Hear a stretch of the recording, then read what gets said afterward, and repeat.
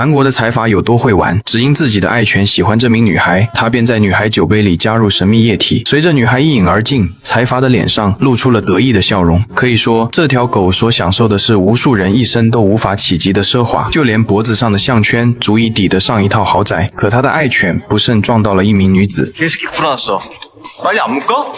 딱 죽여버리기 전에 她男朋友这下可气坏了，旁边的保安听到这话都替他紧张了一把。等这男的刚转过身，财阀已经沉着脸站在了他背后。在财阀的认知里，欺负他的狗就等同于不给他面子。 넌 누가 술맛 떨어지겠다고 네 애새끼한테 목줄 채우라고 얘기하면 예 정말 죄송합니다 하면서 채울 거냐?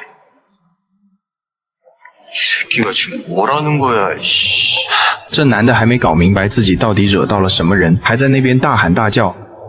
저 네 개냐? 야 이 미친 새끼야 클럽에다 개를 풀어놓으면 어떡해 이씨 紧接着，保安就把他狠狠按倒在地，冰凉的地板和周围人那种害怕的眼神，让他一下子反应过来，这个人他根本得罪不起。 다시 물을게 어떤 새끼가 술맛 떨어지게 했으니까 네 애새끼 죽이라고 하면 죽일 거냐고 그게 그러니까 저 그냥 클럽 안에 개가 돌아다니고 대답해 네 애새끼 죽일 거냐고 죄송합니다 他吓得赶紧不停求饶，可卢代表却让他跟自己的狗说对不起。 상처 오늘이 볼트가 입었는데 볼트 这条狗好像真能听懂人话一样，侧着脑袋，一脸高傲地等着。接着让人看傻眼的一幕就来了，在那种无形的压力下面，这男的只好丢掉了所有的尊严，朝着一条狗跪下来，求他原谅。 얼른 미안하다 可就算这样，卢代表还是觉得不解气。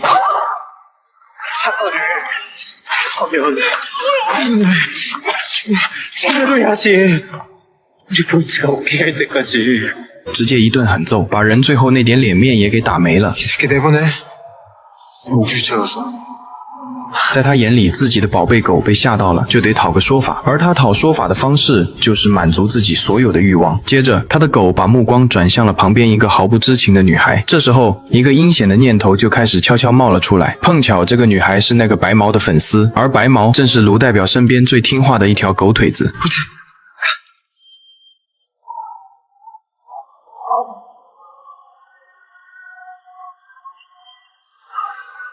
按照卢代表的暗示，一滴见不得人的药水悄悄滴进了女孩的杯子里。 얘랑은 어떻게 하는 사이야? 알렌 오빠 연습생 시절부터 완전 팬이었어요. 근데 오빠한테 먼저 DM 와서 완전 좋았죠. 아이 너 그런 거 말하면 어떡해 자 마셔 女孩毫无防备，一饮而尽。当药物开始生效，她眼里看到的东西也跟着越来越模糊。 야 너 얼굴에 기스 났다? 뭐?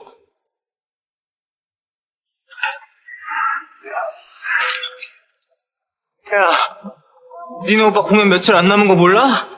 팬이란 년이 얼굴 안 키면 어떡해. 네가 그러고도 알렌 팬이야, 이 미친년아! 而卢代表脸上也慢慢浮现出一种心满意足的像恶魔一样的笑容。 얘 표정 나온다. 핸드폰 줘봐. 지금 딱 찍어야 돼. 他让自己的狗上前去欺负人，自己倒是在旁边毫无顾忌地拍着视频，真不是个东西。等女孩重新清醒过来的时候，已经浑身狼狈地坐在了警察局里，身上到处都是伤，眼神也完全没了神采。她的姐姐有珍是个立过不少功的军队检察官，在知道妹妹被这么对待以后，当场就火了。那张平时又冷静又严肃的脸，这时候像结了冰一样冷，一头一直睡着的猛兽，这下彻底醒了。就在同一时间，惹事的那个人白毛和他那帮狐朋狗友还在会所里开庆祝聚会，一边显摆他们弄到手的战利品，就是那段拍下罪行的视频。 단톡에 올려라. 숨기는 거 보니까 되게 센 건데. 빨리 보내라. 他们压根不知道马上要来的暴风雨有多猛。门外站着一个化着浓妆、身材妖娆的女人，那帮人一看眼珠子都快掉出来了。 이거 테나명을 어떻게 알아? 그런 말 없었나? 회장님께서 기본의 팁까지 많이 주셨거든요.